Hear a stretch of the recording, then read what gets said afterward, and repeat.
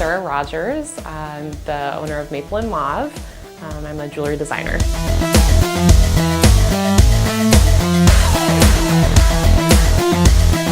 I got started, well, my background is in interior design. I was working for an architect here in Seattle and started making jewelry on the side. I was really craving a new creative outlet aside from doing interior design, and I wanted to be a little bit more hands-on. Even though designers are creative, I was at a computer all day, so I wanted to come home at night and start making. And a good friend of mine is an architect who makes these great concrete lamps, so I started experimenting with concrete as my medium with him and made my first pair of concrete earrings. So that's kind of how it got started. My three mediums are concrete, wood, and ceramics. So the concrete is really fun. I feel like I wanted to take something that people interact with every day, but use it in a way that it's a little more considered. So, you know, people walk on the sidewalk, you see it on buildings, but to have something small and maybe more delicate out of a material that's more commonly thought of as structural and rugged, to make something delicate out of that was really exciting.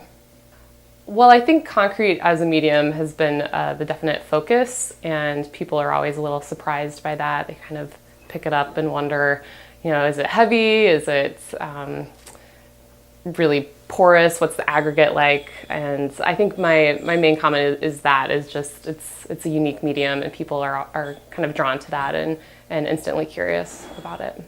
Well, I wanted to create something that was easy for everyday wear.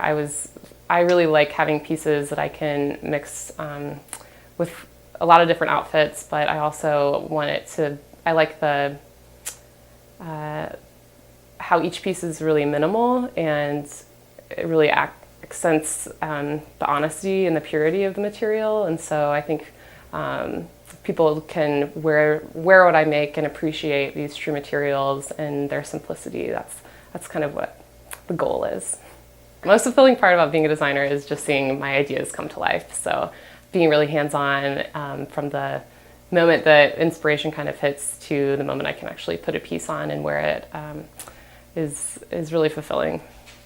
I do this full-time now. That was a really big milestone. I was doing it part-time, and so taking that leap of faith was really scary. I think anybody would find it a little intimidating, but also really exciting. And I think now that I don't really have a fallback, it makes me push myself a lot harder and really put my whole heart and all my energy into it. So I've got a lot of ideas for new designs, not only just accessories, but also homewares, and I want to push my ceramic line a lot farther. I started with the concrete, then to the wood, and now the ceramics. So adding in new mediums keeps me interested and excited about the work that I'm doing.